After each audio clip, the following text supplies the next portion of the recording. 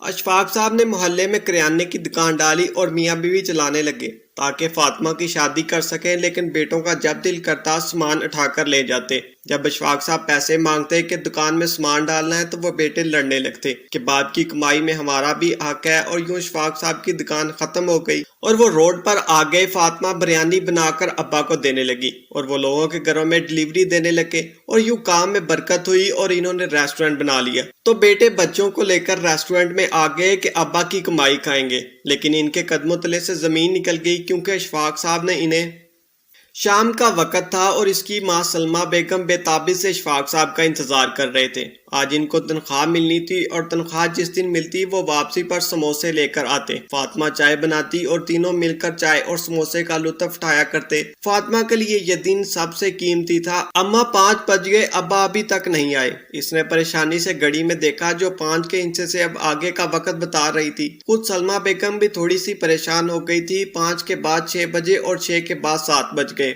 مگر اشفاق صاحب ابھی تک گھر نہ آئے۔ اب تو فاطمہ اور سلمہ بیگم کافی زیادہ پریشان ہو گئیں۔ اشفاق صاحب کے گھر کے پاس کوئی موبائل بھی نہ تھا۔ تھک ہار کر فاطمہ گھر سے باہر نکلی اور 3 گھر چھوڑ کر اپنے بڑے بھائی کے گھر جا پہنچی۔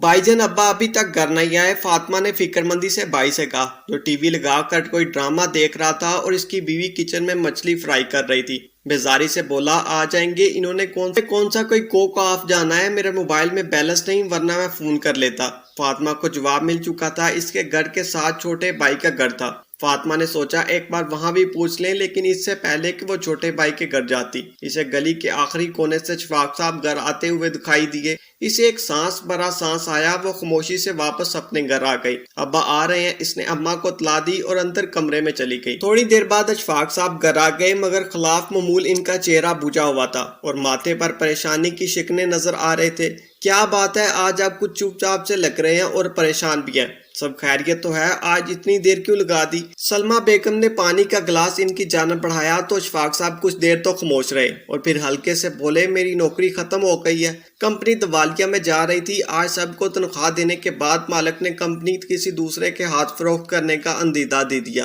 نیا مالک اپنا سارا سٹاف اپنے ساتھ لائے گا، اس لیے ہم سب اب نوکری سے فارغ ہو گئے۔ اشفاق صاحب کی کوئی بات تھی یا گویا بم؟ سلمہ بیگم اور فاطمہ کے اوپر تو جیسے آسمان ہی ٹوٹ پڑا۔ گھر کے تمام اخراجات اشفاق صاحب کی معمولی سے تنخواہ میں ہی پورے ہوتے تھے اور مشکل سے گزارا ہو رہا تھا۔ اب اگر وہ تنخواہ بھی نہ آئی تو انہیں کھانے پینے کے بھی لالے پڑ سکتے ہیں۔ لیکن اشفاق صاحب، ہم نے اگلے سال فاطمہ کی شادی بھی کرنی ہے، آپ کو پتا ہے نا، جہاں اس کا رشتہ طے ہوا ہے وہ لوگ بار بار تاریخ مانگ رہے ہیں، لیکن ہم نے صرف جہیز نہ ہونے کی وجہ سے انہیں ٹال رکھا ہے۔ اب کیا ہوگا؟ سلمہ بیگم نے پریشانی سے کہا۔ اشفاق صاحب کچھ دیر سوچتے ہوئے اور پھر بولے، فکر مت کرو، ہمیں نکالنے سے پہلے ہی کمپنی نے چند لاکھ روپے ہر ملازم کو دیے ہیں۔ مجھے جو بھی 3 لاکھ روپے ملے ہیں، اس 3 لاکھ سے میں کوئی دکان ڈال سکتا ہوں جس کی آمدنی سے گھر بھی چلتا رہے گا اور فاطمہ کا جہیز بھی بنا لوں گا۔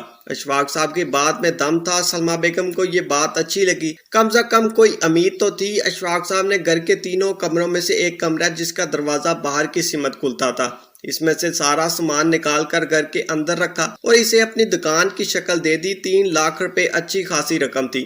انہوں نے دکان میں بہت سارا سامان ڈالا۔ محلے کے لوگوں نے نزدیک کی ایک اچھی اور بڑی دکان دیکھی تو اکثر اشفاق صاحب کی دکان سے آ کر خریداری کرنے لگے۔ پہلا مہینہ ہی اتنا اچھا گزرا کہ اشفاق صاحب کو یقین نہ آیا انہیں اتنی اچھی آمدنی ہو سکتی ہے۔ دکان میں ابھی کافی مال موجود تھا۔ اشفاق صاحب اپنی دکان سے رقم اٹھا کر گھر لا رہے تھے اور سوچ رہے تھے کہ آج یہ پیسے فرنیچر والے کو دے دوں گا تاکہ اس کا ایڈوانس ادا ہو جائے۔ انہوں نے محلے کا ایک چھوٹا سا لڑکا اپنے غیر موجودگی میں دکان پر بٹھا رکھا تھا۔ کھانا جلدی دے دو سلمہ بیگم، دکان پر گاہکوں کا رش ہے، مجھے وہاں جانا ہے۔ ابھی وہ کھانا کھا ہی رہا تھا کہ اچانک دروازہ بجا اور ہڑبڑاہٹ ہوئی۔ دکان پر بیٹھنے والا چھوٹا سا لڑکا گھر میں داخل ہوا۔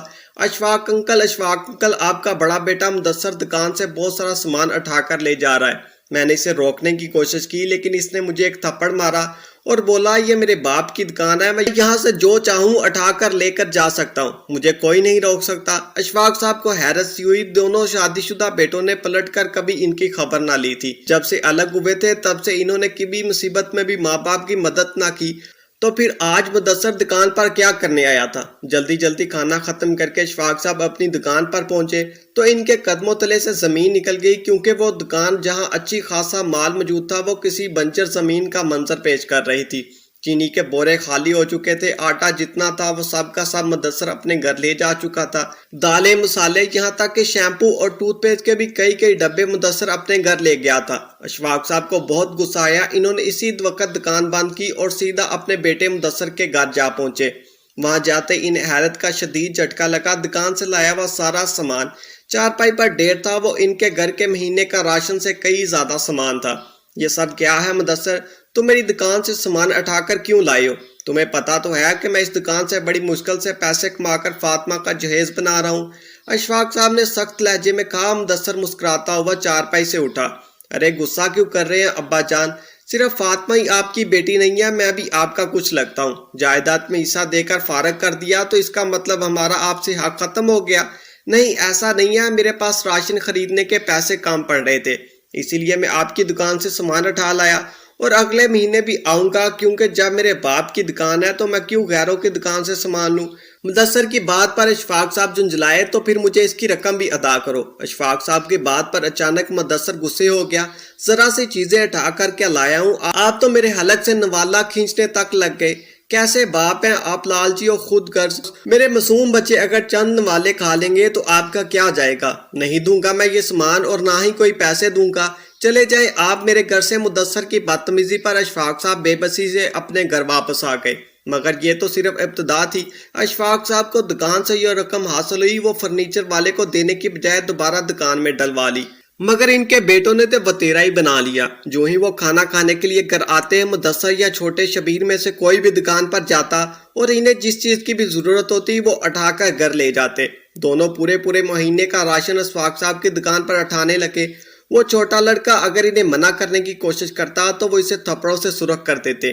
اشفاق صاحب شدید بیزار ہو چکے تھے، وہ انہیں منع کرتے لیکن ان کے بیٹے سر چڑھ کر بدتمیزی کرنے لگتے۔ دکان کا حال خراب ہوتا جا رہا تھا، وہ اجاڑ لگنے لگی۔ لوگ دکان پر آتے مگر اشفاق صاحب کے پاس انہیں مہیا کرنے کے لیے سامان نہ ہوتا، وہ تنگ ہو کر واپس چلے جاتے۔ دکان کی آمدنی محدود ہونے لگی۔ سامان نہ ہونے کی وجہ سے اشفاق صاحب شدید پریشان تھے۔ دوسرا مہینہ شروع ہوا تو اشفاق صاحب کے پاس اتنے بھی پیسے نہ تھے کہ آٹا اور چینی ہی دکان پر ڈلوا سکیں۔ تنگ آ کر وہ اپنے بیٹوں کے پاس چلے گئے۔ مجھے کچھ رقم دو، مجھے دکان میں سامان ڈلوانا ہے، ورنہ میری دکان ٹھپ ہو جائے گی، اور میں ایسا نہیں چاہتا۔ انہوں نے پہلے چھوٹے شبیر سے کہا تھا۔ اس نے اسی مہینے اپنے موٹر سائیکل چھوڑ کر ایک گاڑی خریدی تھی۔ وہ بیزار شکل بنانے لگا۔ آپ کو پتا تو ہے میں معمولی سی سرکاری نوکری کرتا ہوں، اب میرے پاس اتنے پیسے کہاں سے آئے کہ میں آپ کو دکان میں لاکھوں کے سامان ڈلوا سکوں؟ ماں باپ ساری عمر بچوں کو دیتے ہیں، لیکن آپ کا الگ حساب ہے۔ آپ تو ہر تھوڑے دن کے بعد دروازہ پیٹ پر مانگنے لگتے ہیں۔ میرے پاس کوئی پیسے نہیں ہیں، وہ بدتمیزی سے کہہ کر گھر سے باہر نکلتا چلا گیا۔ اشفاق صاحب کا جی چاہا وہ پھوٹ کر رو دے۔ ایسا نہ خلف اور نہ فرمان بیٹا جنہیں اتنا بھی احساس نہ تھا کہ ان کے گھر میں جوان کنواری بہن ہے جس کی شادی وقت پر کرنا ضروری ہے۔ اشفاق صاحب دونوں بیٹوں سے مایوس ہو کر اپنا سا منہ بنا کر گھر واپس آ گئے۔ دکان خالی تھی، چند روز بعد وہ مکمل طور پر بند ہو گئی۔ اشفاق صاحب کے پاس روزمرہ کے اخراجات کے لیے بھی رقم نہ بچی تھی۔ اشفاق صاحب پریشان سے پریشان تر ہوتے جا رہے تھے، لیکن ابھی بھی ان کی آزمائش مزید باقی تھی۔ اس روز شام کے وقت فاطمہ کا ہونے والا سسرال آن پہنچا۔ ارے سلمہ، کب تک انتظار کرواؤ گی؟ میری بوڑھی ہڈیاں میں اب دم نہیں ہے، میں پورے گھر کے کام کاج کروں۔ جلدی سے فاطمہ کو بیاہ کر مجھے دے دو تاکہ میں تو سکون سے بیٹھ کر کھانا کھا سکوں۔ فاطمہ کی ہونے والی ساس نخوت سے کہتی۔ چارپائی پر بیٹھ گئی۔ سلمہ بیگم بھی شرمندہ ہونے لگی۔ جہیز کی جو لسٹ آپ نے دی ہے، اگر آپ ان کے مطابق سامان نہ مانگے تو ہم کل ہی فاطمہ کی شادی کر دیں، لیکن جہیز کا سامان بنانے میں کافی وقت لگتا ہے، اس لیے تو ہم نے آپ سے وقت مانگا تھا، سلمہ بیگم نے کہا۔ تو ساس ایک دم جیسے اچھل پڑی۔ ہائے، تم نے ابھی تک جہیز نہیں بنایا، چند مہینے پہلے ہی ہم آئے تھے تو تم نے کہا تھا بس 2-3 مہینے میں ہم سارا فرنیچر اور الیکٹرونکس خرید لیں گے، تم ابھی تک ہاتھ پر ہاتھ دھرے بیٹھی ہو۔ کیا بیٹی کو بیانا نہیں ہے؟ اور بھائی بات سنو، 6 مہینے بعد میں برات لے کر آ جاؤں گی، تب یہ نہ کہنا کہ ہمارے پاس دینے کے لیے پھوٹی کھوڑی بھی نہیں۔ اور ہاں، میرے بیٹے نے کہا ہے کہ اسے جہیز میں 10 تولے سونے کا سیٹ بھی چاہیے، ورنہ اس کی دوستوں میں ناک کٹ جائے گی۔ فاطمہ کی ہونے والی ساتھ قوت سے کہہ رہی تھی۔ سلمہ کی آنکھیں پھٹی کی پھٹی رہ گئیں۔ 10 تولے سونے کا سیٹ؟ پہلے ہی گھر میں روٹی کے لالے پڑے ہیں، اسے فاطمہ کا جہیز تو کسی سولی کی طرح ان کے سر پر لٹک رہا تھا۔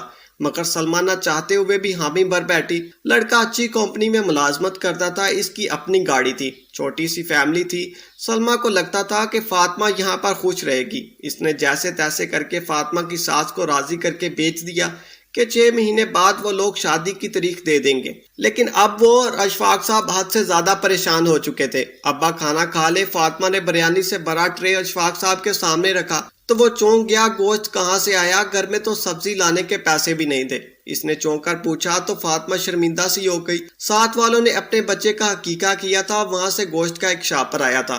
میں نے بریانی بنا لی، آپ کو پسند ہے نا؟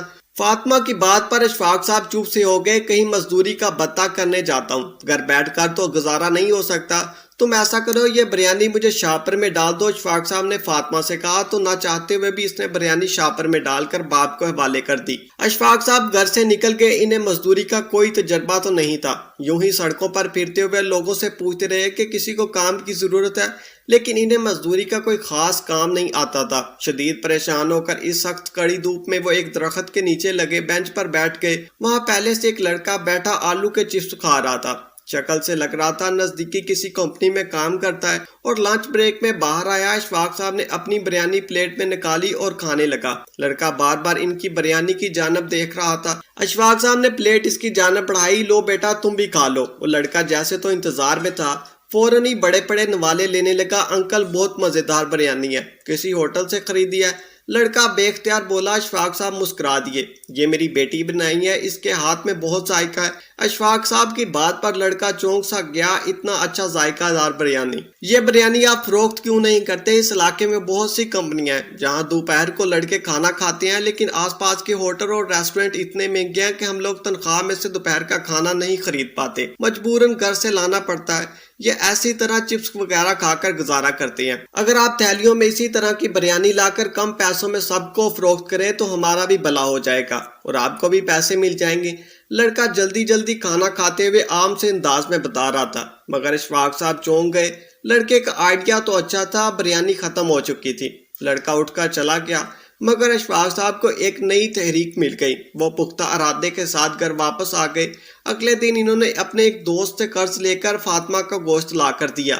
فاطمہ تو کھانا بنانے میں ویسے ہی ماہر تھی، اس نے جلدی سے کئی کلو بریانی بنا ڈالی۔ اشفاق صاحب کو پوری امید تھی کہ ان کی یہ بریانی بک جائے گی، اور ایسے ہی وہ ایک بڑے سے شاپر میں بریانی کے چھوٹے چھوٹے پیکٹس بنا کر ڈال کر اسی علاقے میں لے گئے۔ وہ لڑکا انہیں اسی درخت کے نیچے مل گیا۔ وہ مسکرا رہا تھا۔ اشفاق صاحب نے کم پیسوں کے عوض ایک بریانی کا شاپر کئی لڑکوں میں تقسیم کر دیا۔ وہ لڑکا بھی اپنے دوستوں کو لا رہا تھا۔ تھوڑی دیر میں بریانی کے سارے شاپر فروخت ہو گئے، مگر مزید لوگ اشفاق صاحب سے بریانی کی ڈیمانڈ کر رہے تھے۔ اشفاق صاحب کو بہت خوشی ہوئی، ایک دن میں اتنی اچھی بریانی، خاصی آمدنی ہو گئی۔ اگلے دن پھر انہوں نے اسی طرح کیا۔ چند دن گزرے تو اشفاق صاحب کی دھوم پورے علاقے میں بچ گئی، جہاں چھوٹے بڑے سارے ورکر ہی لنچ بریک میں ان کی بریانی کا انتظار کرتے رہتے۔ اشفاق صاحب خود تو بوڑھے تھے، وہ اتنی باغ دوڑ نہیں کر سکتے تھے۔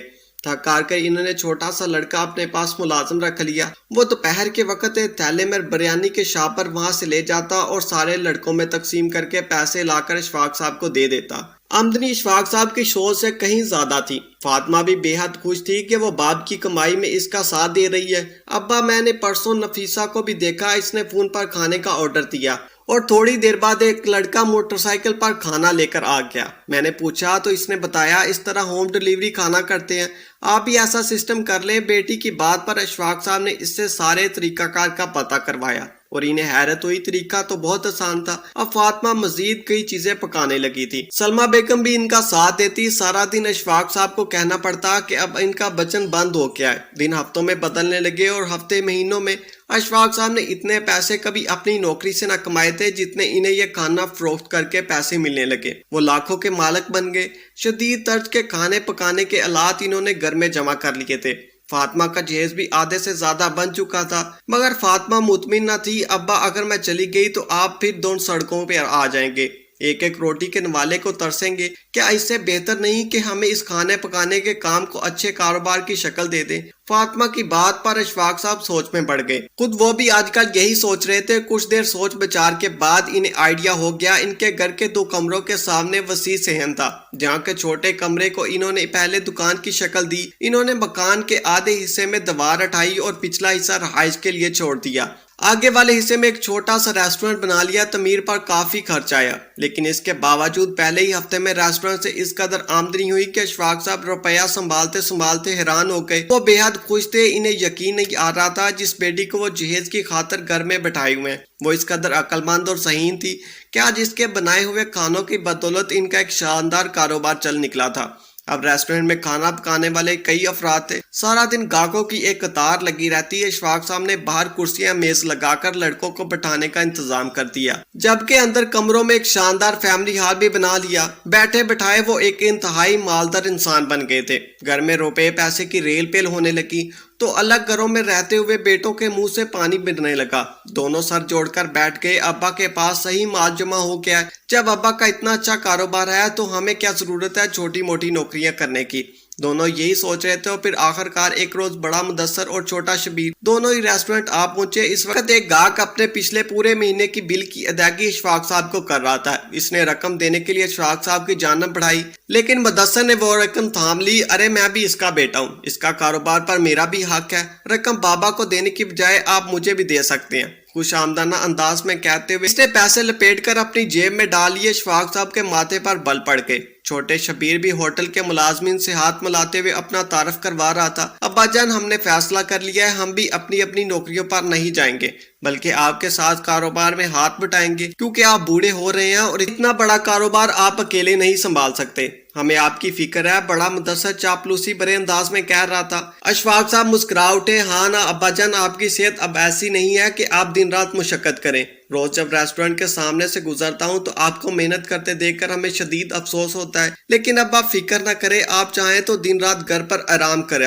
اب میں اور شبیر آ گئے ہیں، ریسٹورنٹ کو ہم بخوبی سنبھال لیں گے، وہ مزید کہہ رہا تھا۔ اشفاق صاحب نے مسکراتے ہوئے سر جھٹکا، بیٹا کیا چاہتے ہو؟ یہ تو ان کے چہرے پر صاف لکھا ہوا تھا۔ میں بھی یہی سوچ رہا تھا، کاروبار اچھا تو ہے لیکن اسے مزید بڑھانے کی ضرورت ہے۔ اگر میرے ساتھ تم دونوں شریک ہوتے ہو تو لازمی بات ہے کہ ہمیں مزید جگہ کی ضرورت پڑے گی۔ میں یہ سوچ رہا ہوں کہ گھر کا پچھلا حصہ رہائش میں ریسٹورنٹ میں تبدیل کر دوں، لیکن پھر سلمہ اور فاطمہ کہاں جائیں گے؟ اشفاق صاحب نے مصنوعی پریشانی سے کہا تو شبیر اور مدثر ایک دوسرے کا منہ دیکھنے لگے۔ ابا، ہر جگہ کرائے کے مکان مل جاتے ہیں، آپ کہیں بھی کرائے کا مکان لے کر اماں اور فاطمہ کو ٹھہرا دیجیے گا، اور ویسے بھی فاطمہ کی شادی کرنی ہے نا آپ نے۔ شبیر نے لاپرواہی سے نہ آپ کہا۔ اشفاق صاحب کی مسکراہٹ تھوڑی سمٹ سی گئی۔ کرائے کے مکان میں کیوں؟ کیا تم دونوں کے گھر نہیں ہیں؟ تم دونوں میں سے کوئی بھی گھر کا آدھا حصہ سلمہ اور فاطمہ کے نام کروا دو تاکہ وہ دونوں آرام سے وہاں رہتی رہیں، پھر میں بھی بے فکر رہوں گا، پھر ہم تینوں ماں بیٹے مل کر کاروبار کریں گے۔ ایک اشفاق صاحب نے مضبوط لہجے میں کہا۔ شبیر اور مدثر کے قدموں تلے سے زمین نکل گئی۔ ابا جان، میرا گھر تو بہت ہی چھوٹا ہے، پہلے ہی 4 کمرے ہیں جس میں میں اور میرے بچے رہتے ہیں، آپ کو تو پتا ہے میری بیوی زبان کی تیز ہے، اماں کا اس کے ساتھ گزارا نہیں ہوگا، آپ ایسا کریں شبیر سے پوچھ لیں۔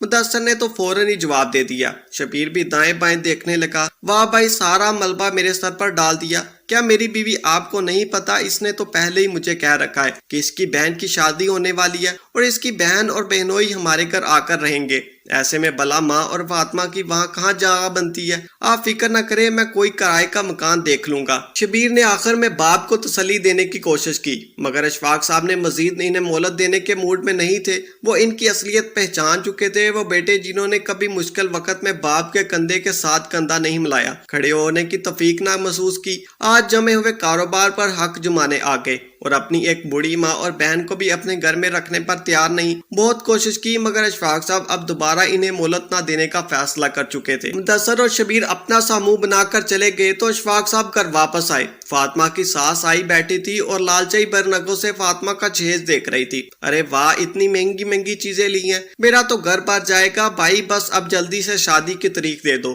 اور بڑے سے حال میں شادی کرنا، فاطمہ کو کسی مہنگے پارلر سے تیار کروانا اور میرے لیے سونے کے جھمکے بنوانا۔